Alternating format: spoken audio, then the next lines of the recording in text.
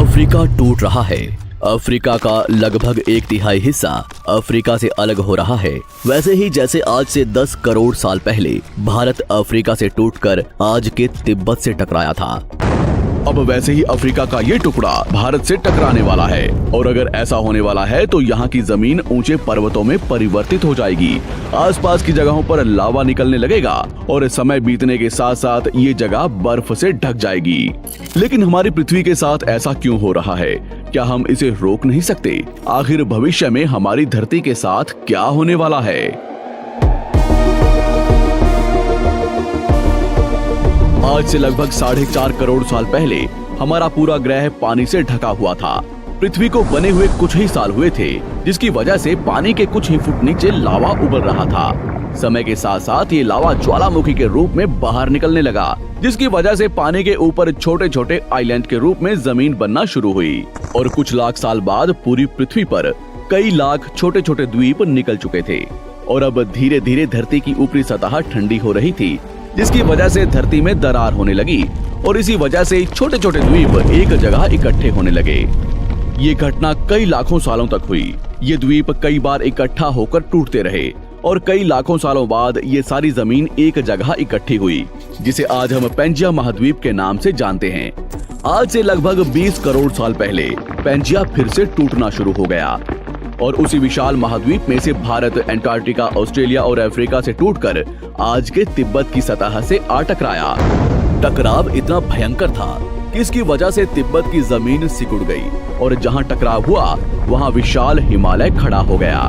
आज भी mount Everest की ऊंचाई बढ़ रही है क्योंकि भारत की जमीन तिब्बत की ओर दबती जा रही है। आज आप जितने भी देश जानते हैं वो करोड़ों सालों पहले एक हुआ करते थे। धीरे धीरे वो अलग हो गए और आज भी हर साल धीरे धीरे अलग हो रहे हैं। और इसका सबसे बड़ा उदाहरण है अफ्रीका का ये हिस्सा, जो 2 हिस्सों में टूट रहा है। 2005 में दक्षिण पश्चिमी केन्या से नीरोबी नारोक हाईवे तक रातों रात जमीन फटकर 2 हिस्सों में बंट गई और ये दरार हर साल 6 से 7 मिलीमीटर जितनी बढ़ रही है। अफ्रीका के यहाँ से टूटने का कारण है ये जगह, ये त्रिकोण आकार से दिखने वाला फुद्दू। इस जगह पर 3 अलग अलग तरह की जमीन मिलती है, न्यूबियन, सोमाली और अरेबियन प्लेट। तीनों प्लेट्स के यहाँ जुड़ने की वजह से पूरा त्रिकोण हिस्सा अंदर से निकले लावा की वजह से बना हुआ है, जिसकी वजह से यहाँ हजारों सालों से ज्वालामुखी निकलना आम बात है।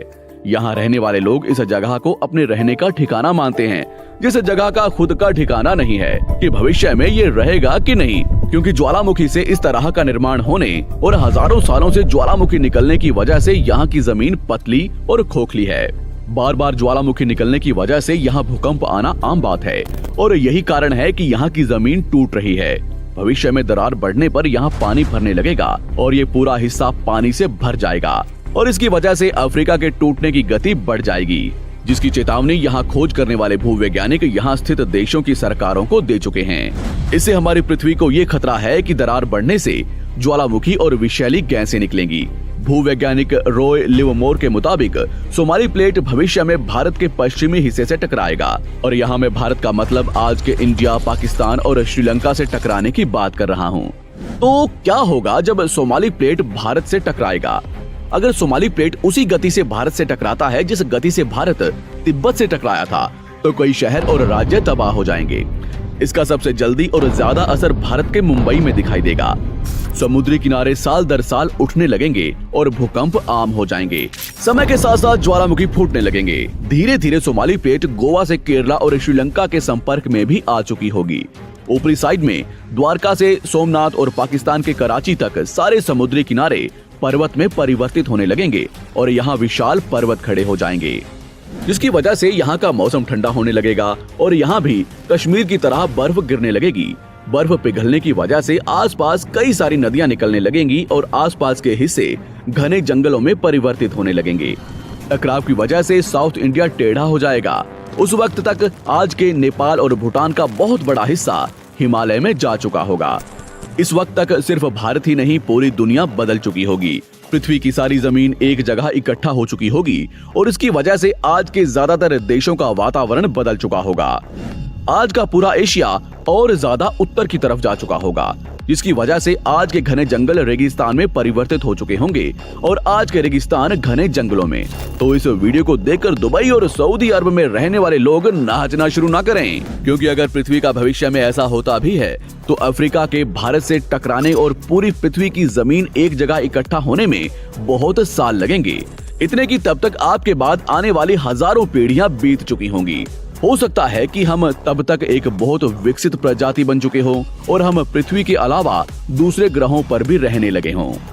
अफ्रीका के टूटने और भारत से टकराने की थ्योरी रॉय लिवमोर ने 1990 में दी थी, जिसके बाद कई दूसरे भूवैज्ञानिकों ने दूसरी थ्योरी भी बनाई है, जिसके मुताबिक सोमाली प्लेट भारत से नहीं टकराएगी। लेकिन ज्यादातर भूवैज्ञानिकों का मानना है कि धरती की ऊपरी जमीन फिर से एक दूसरे से जुड़ेगी और आज से करोड़ों सालों बाद हमारी पृथ्वी इन चारों में एक जैसी दिखेगी। लेकिन क्या हम इंसान इसे देखने के लिए जिंदा रहेंगे, या क्या भविष्य की धरती पर जीवन पनप या विकसित हो पाएगा? यही एक बहुत बड़ा सवाल है जिसका जवाब हम इंसानों को मिलकर देना है।